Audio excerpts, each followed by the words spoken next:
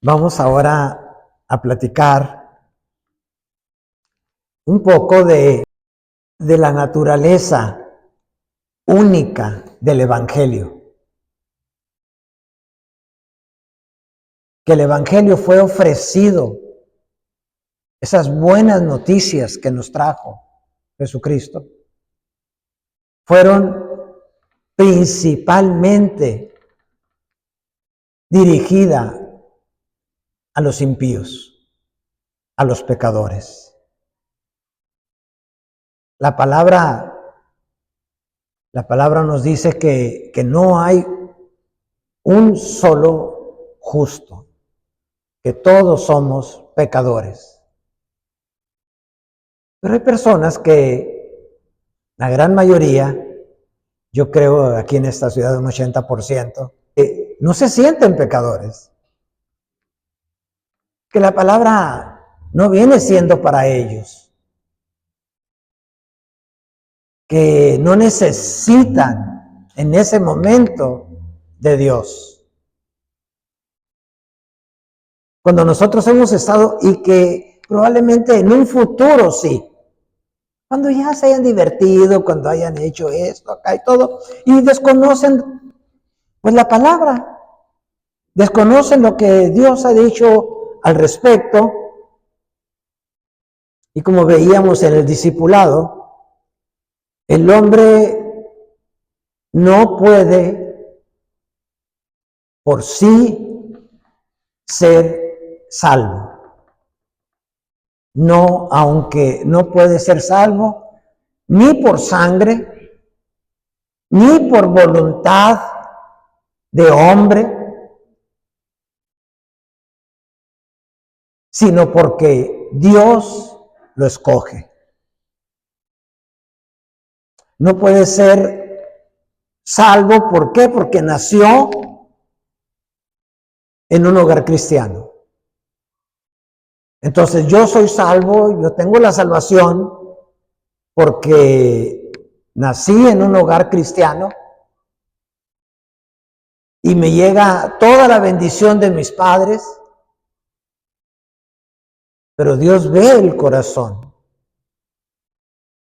Y Dios, muchos son los llamados y pocos los escogidos.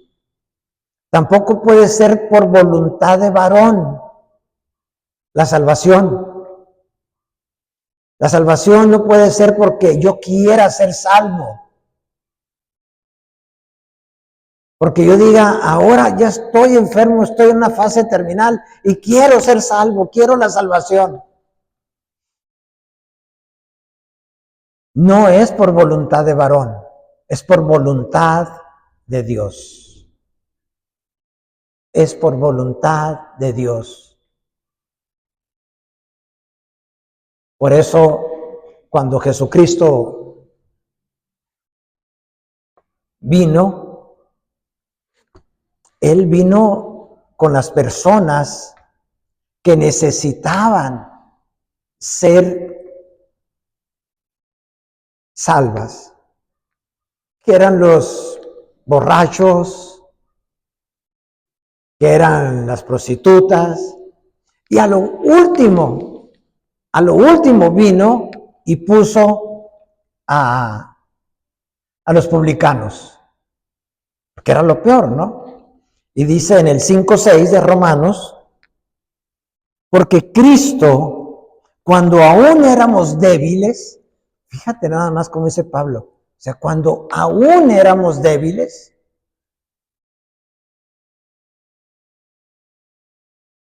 a su tiempo murió por los impíos, por los pecadores,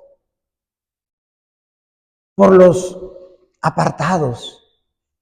Los fariseos en aquel tiempo, ellos se sentían que no necesitaban más. Ellos se sentían completamente con la salvación. Al contrario, se sentían orgullosos de lo que hacían. Yo no soy como este perro, decía, como este publicano.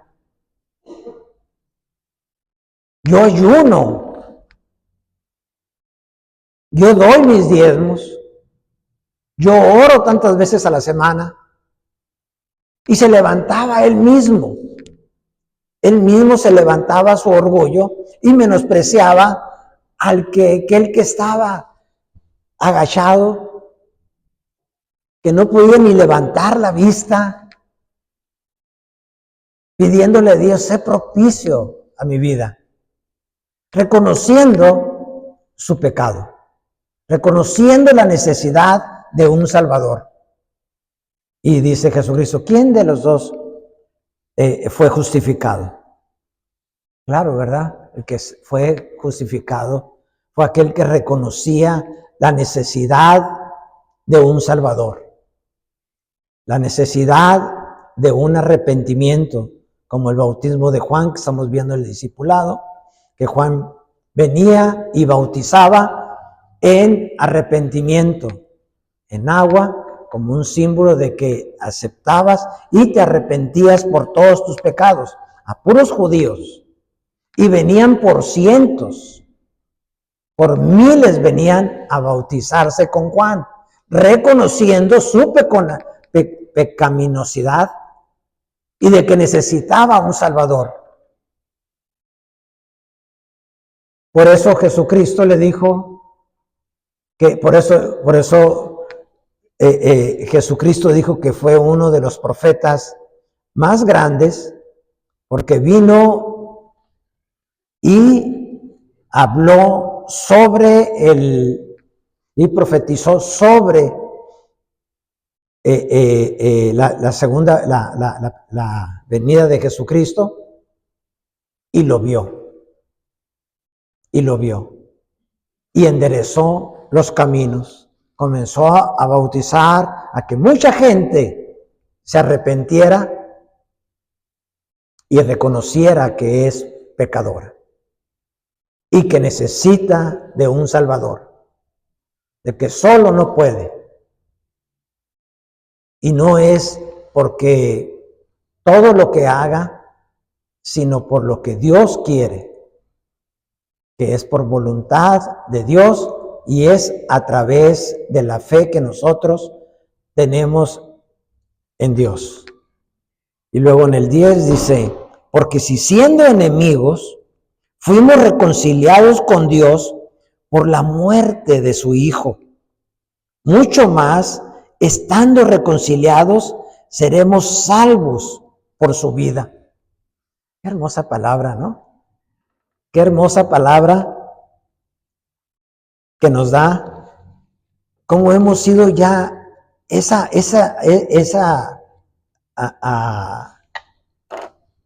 barrera que existía entre el pecador y Dios, desapareció. Porque Jesucristo vino como Cordero de Dios que quita el pecado del mundo, dijo Juan cuando lo vio, y todos esos pecados fueron quitados. Y ahora cuando Dios nos presentamos ante Dios, Él nos ve y nos ve limpios de pecado. Ya lo hemos platicado mucho, como el Antiguo Testamento es la ley, el Nuevo Testamento es la gracia, es un regalo que tú no te lo mereces, es algo que nunca podríamos obtener por nosotros mismos, sino por fe en la obra redentora de Jesucristo. Y por un regalo se nos da. Y Dios nos reconcilia, Jesucristo, con el Padre, y la ira que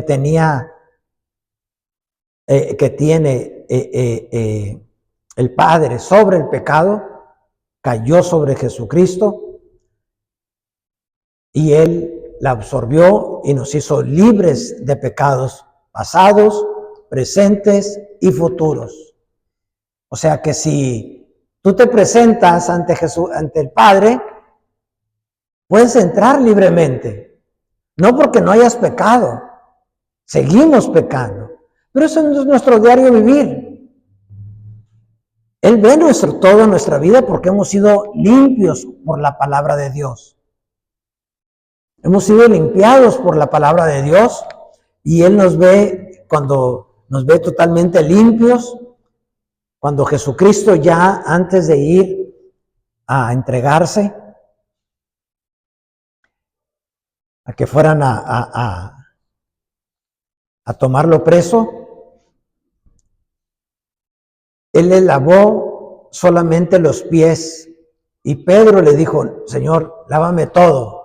No, le dijo, la palabra, tú ya estás limpio de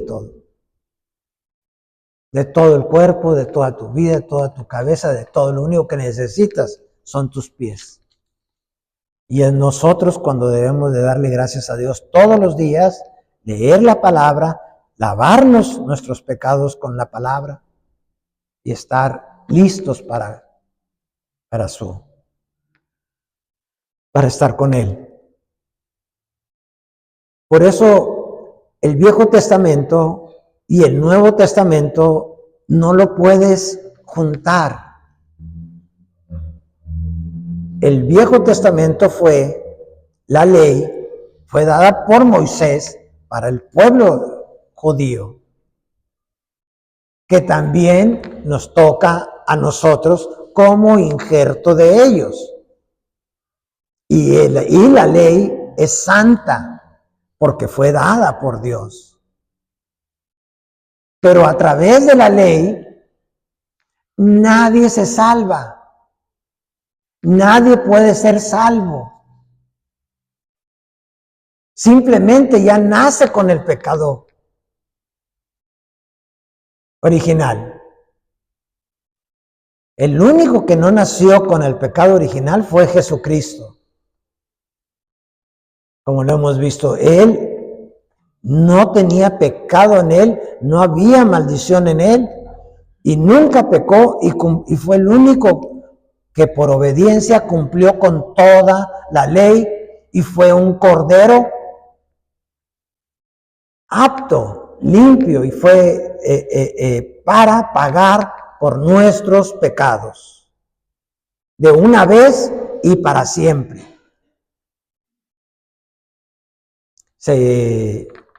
Les preguntarán, ¿nosotros pasaremos por la tribulación? No, la tribulación va a ser la ira de Dios sobre todos aquellos que han tenido la oportunidad de conocer a Dios. Les hablaba un 70, un 80%, pero prefieren más las tinieblas que la luz. Yo anoche pensando ahorita, estar todo el carnaval a todo lo que da. Ya andar los demonios por aquí, por allá, y cuántas cosas no estarán sucediendo.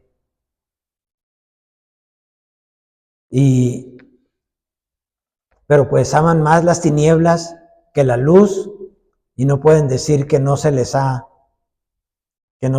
predicado el evangelio, porque ahorita ya en todas partes, por internet, por todos los medios electrónicos, lo vemos, ¿verdad? Entonces, los peores que había, los más impíos, para hacerles un contexto, que los ponían por debajo de las prostitutas, eran los publicanos, los cobradores de impuestos. Pero ¿por qué hacían eso?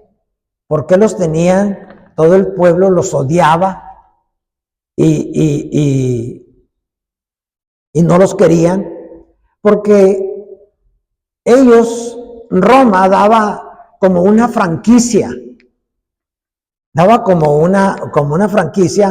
para que ciertas personas lo compraran, ciertas personas importantes de Judea, de Jerusalén, todas partes, compraran esa franquicia y pagaran un tributo a Roma cada cierto tiempo, cada 15 días o cada mes lo enviaran, y ellos recobraran, que como conocen a toda la población, ellos cobraran los impuestos, ya sea de lo que pescaban, de lo que sembraban, de todo lo que hubiera un ingreso, ellos llegaban y ponían el impuesto. tenían esa libertad para juntar lo que Roma les estaba exigiendo. Y aparte tenían a varias personas, hay la palabra, me quería acordar en la mañana, como maqueos o algo así, que eran golpeadores, que era la palabra que se le daba, la palabra griega, a golpeadores. Entonces ellos contaban con unos 3, 5 personas que eran golpeadores, iban en donde estaban sacando los peces y les imponían la ley, el impuesto que ellos quisieran. Por lo tanto, ellos nomás agarraban, les pagaban a sus personas que trabajaban con ellos y mandaban a Roma lo justo que Roma exigía. Y imagínate cómo eran, cómo siendo hermanos de ellos, cómo siendo pues tan unidos los judíos, había esta fracción de que se habían unido con Roma por el dinero. Por el dinero, y todos eran ricos. Y así lo vemos con Leví, que es Mateo. En aquel tiempo tenían varios nombres. Unos nombres, creo que Leví, Jehová es mi Dios, significa, pero su nombre era Mateo, un cobrador de impuestos. Y leemos en el 5:27 que después de estas cosas, dice, salió y vio a un publicano llamado Leví sentado en el banco de los tributos públicos y le dijo lo siguiente, y dejando todo, y le dijo, sígueme. Y dejando todo se levantó y le siguió. Y vamos a ver ahora en el discipulado, ahora el llamamiento de los discípulos, cómo él veía el corazón de todos los discípulos, Dios, porque Dios no ve la apariencia. Dios está viendo lo que hay en tu corazón, el amor que tú tienes. Y con Mateo nomás llegó y le dijo a Leví, dijo, sígueme. Y se fue caminando.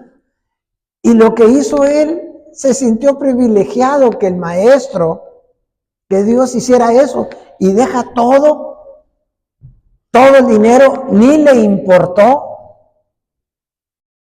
y siguió a Dios. Qué compromiso, ¿verdad? Qué compromiso tan importante, qué decisión que marcó su vida. No le importó el dinero, porque dice que después de ahí, y Leví hizo un gran banquete en su casa, y había mucha compañía de publicanos y de otros que estaban en la mesa con ellos. O sea, lo que hace aquí Mateo, teniendo ese dinero, lo junta, lo guarda, agarra sus bienes y hace una gran fiesta en su casa e invita a todos los demás como él para que tengan un acercamiento con Jesucristo. Un acto de evangelización, ¿verdad? Mira, todos los que son conmigo, como yo, como un pecador, te los voy a poner para que tu poder, tu gracia, los toque, que tengan un contacto contigo. Me imagino que debe haber pensado eso. Y los escribas y los fariseos murmuraban contra los discípulos, diciendo, ¿por qué coméis y bebéis con publicanos y pecadores? Respondiendo Jesús les dijo, los que están sanos no tienen necesidad de médico, sino los enfermos. Y no he venido a llamar a justos, sino a pecadores al arrepentimiento. Tú le dices a algún familiar tuyo que sabes que necesita mucho de Dios, que anda en mal camino. Yo la vez pasada platiqué que qué bonito cuando tú vas en la carretera de noche y hay una raya blanca que divide los dos carriles, de ida y el de venida, y tú te sientes muy segura manejando, a pesar de que sea noche. Pero cuando llegas y hay reparación o hay recapeteo del pavimento y no está esa raya, da mucho miedo el manejar porque no hay algo que te proteja. Ahora, yo lo veo aquí nosotros como estamos aquí en Ensenada, un lugar de carreras de motos con la baja 1000.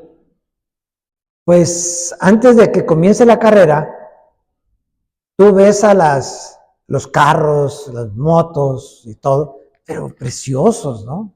Y que cuestan cientos de miles de dólares algunos, ¿no? Con tecnología, y los ves pero preciosos. Y ahí donde vivo, pues cerca, en la carretera, ya los veo cuando van de vuelta para Estados Unidos. Ya van todos cochinos, con una llanta levantada, ya van jalados por grúas. Así se los llevan muchos de ellos de regreso. O sea, todos destrozados. Yo creo que sin Dios, sin los principios de Dios para nuestra vida, es llevar nuestra vida así, a campo traviesa, ¿no? Por un lado de la carretera, donde está pavimentada, donde vas con mayor seguridad, donde vas mucho mejor, tu carro, tú, la familia. Pero no, prefieren mucho mejor ir y ir gastando la vida. Gastando la vida. Entonces, los fariseos todavía le seguían preguntando a Jesucristo, ¿por qué ellos no ayunan? Lo querían agarrar en algo, en algún error que cometiera. Les ponían muchas trampas, muchas preguntas capciosas, pero algo que estaban viendo ellos y que exigían una explicación era que los discípulos con los que traía Jesucristo, pues comían y bebían y se reían y uno se recostaba en el pecho de él, el que se decía llamar el hijo amado, ¿no? Y todos estaban muy contentos porque la salvación estaba con ellos, porque el Espíritu Santo estaba con ellos. Pero por el otro lado veían a Juan, el Bautista, y le dice, ¿cómo? ¿Pero por qué nosotros? Ya le habían dicho que lo que hacíamos nosotros, los fariseos. Dice, entonces ellos le dijeron, ¿por qué los discípulos de Juan ayunan muchas veces y hacen oraciones, y así mismo los de los fariseos? Pero los tuyos comen y beben. Los tuyos comen y beben igual que contigo. Jesús le contesta, ¿podéis hacer que los que están de bodas ayunen entre tanto que el esposo está con ellos. Imagínate que tú fueras a una fiesta y la mayor felicidad de tu amigo, del que se está casando, y tú estás con él, estás en la fiesta y te traen la cena. No quiero comer, estoy en ayuno, y no quiero beber porque estoy en ayuno.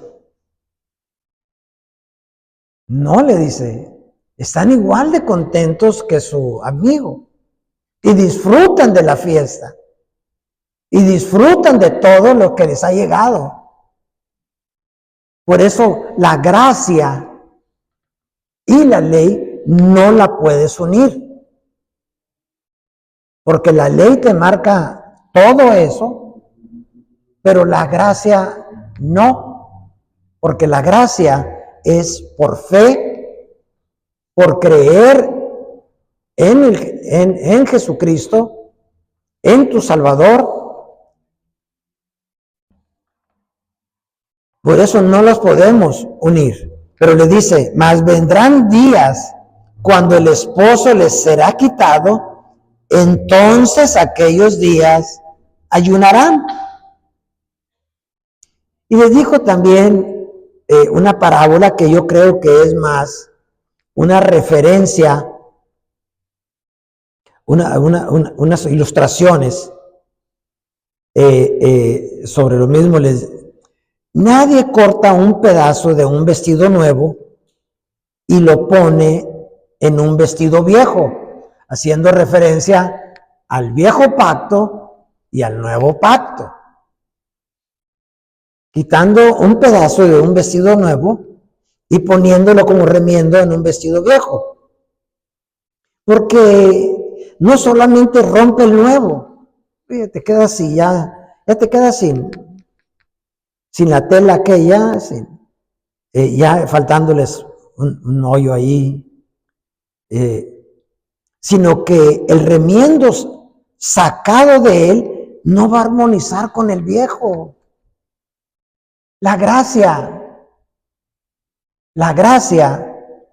y la verdad no armonizan con la ley. No armonizan con la ley.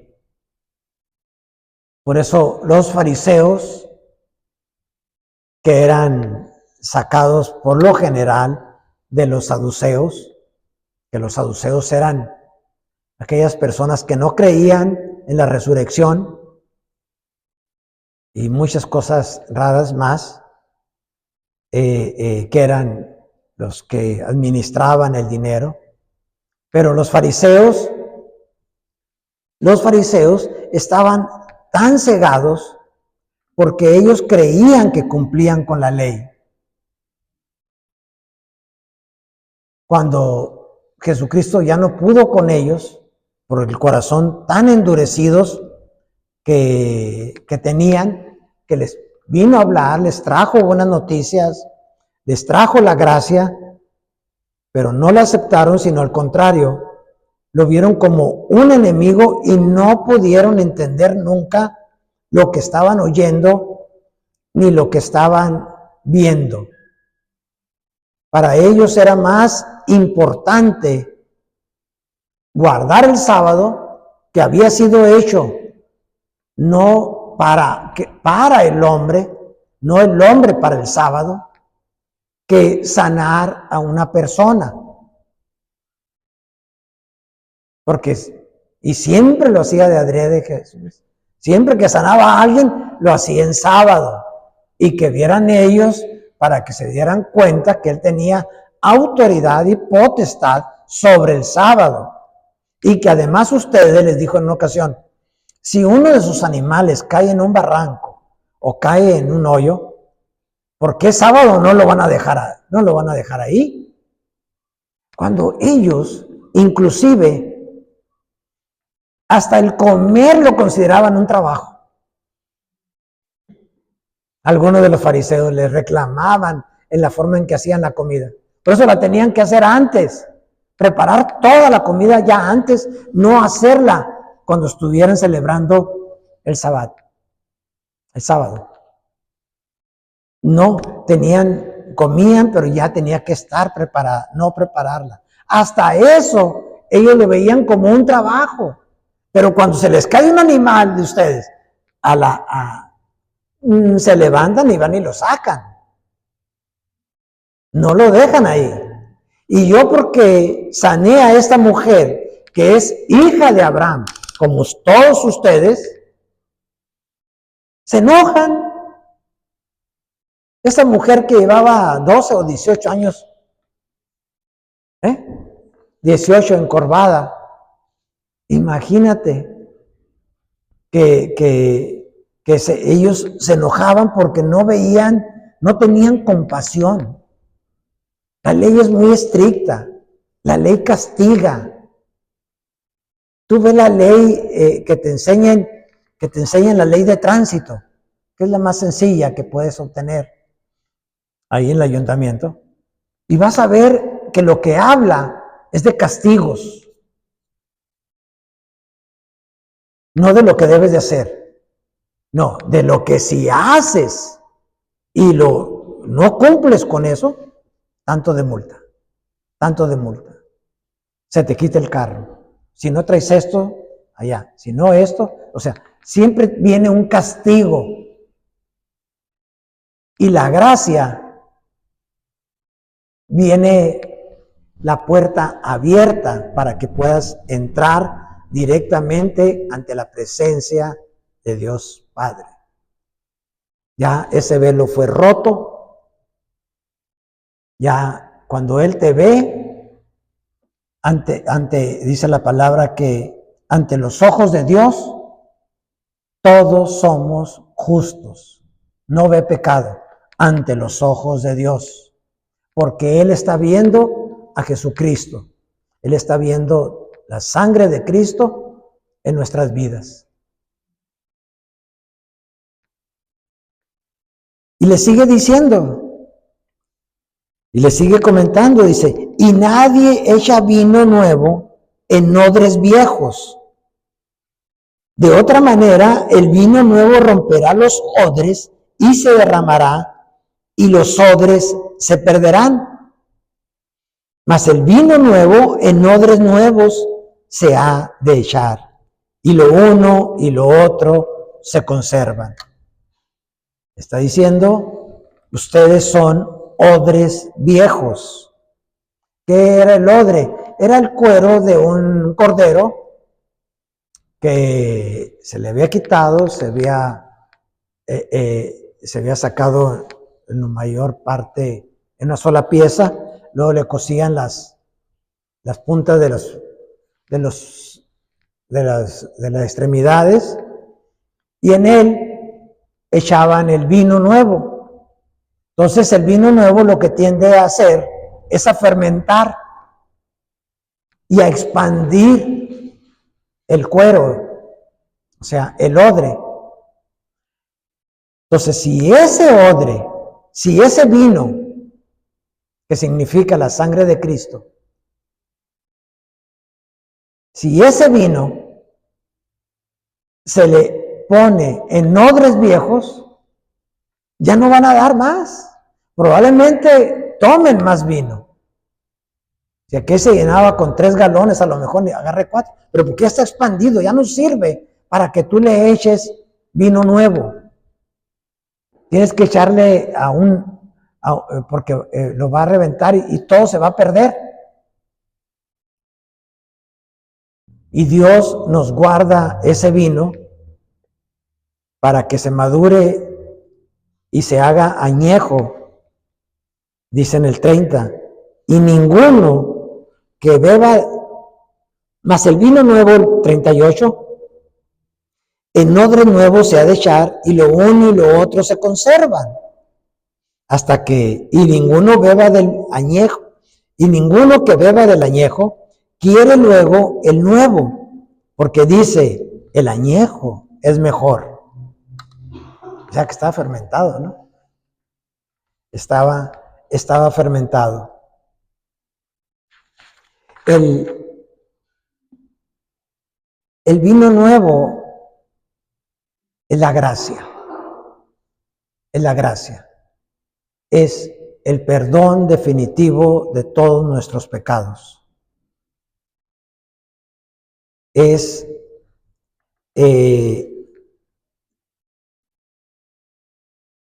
el vino que Jesús traía. Es el Jesús, es lo que Jesús venía y nos presentaba y nos presenta como algo verdadero, como algo nuevo, como un nuevo pacto, y que no podía ser colocado esto en odres viejos. Por eso dicen los teólogos, los evangelistas, que a veces es muy difícil poder convertir y que entiendan espiritualmente la palabra a personas ya de mucha edad y que han estado bajo una religiosidad toda su vida, porque se cauteriza el corazón, se cauteriza y ya no puedes entender que el amor de Dios sea tan fácil. Tienes que hacer algo. Algo tienes que hacer.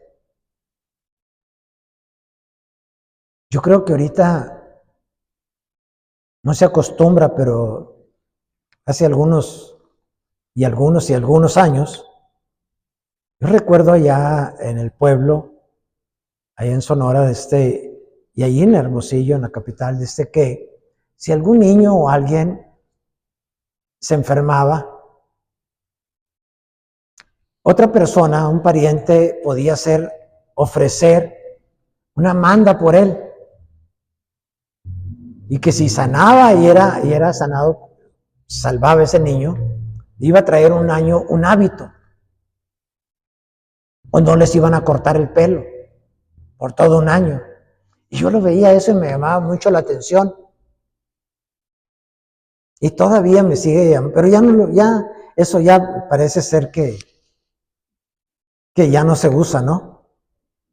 Porque está como la gallina y el puerco, ¿no? Yo voy a ofrecer por tu hijo y tu hijo va a hacer aquello. No, hazlo por el tuyo.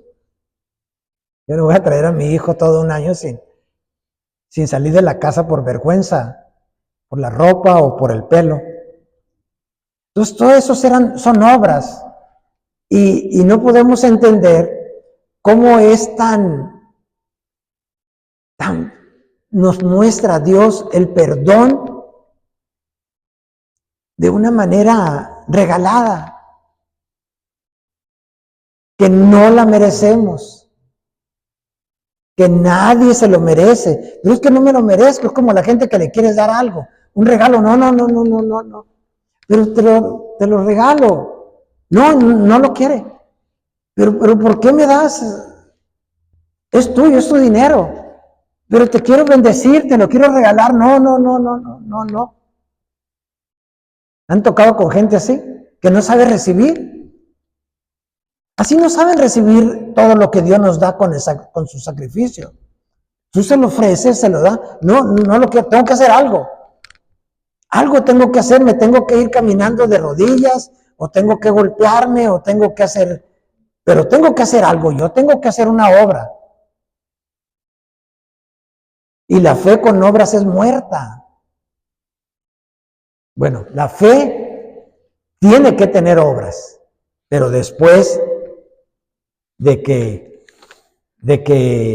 tienes la fe, porque la fe sin obras es muerta, pero la salvación por obras no la puedes obtener.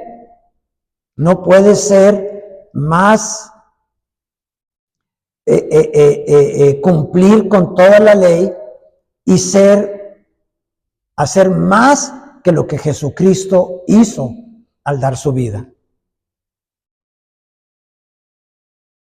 Bueno, ahí le vamos a poner para seguirle la semana que entra, hablando sobre ¿Puede pasar, Lidia? Hablando sobre el vino nuevo.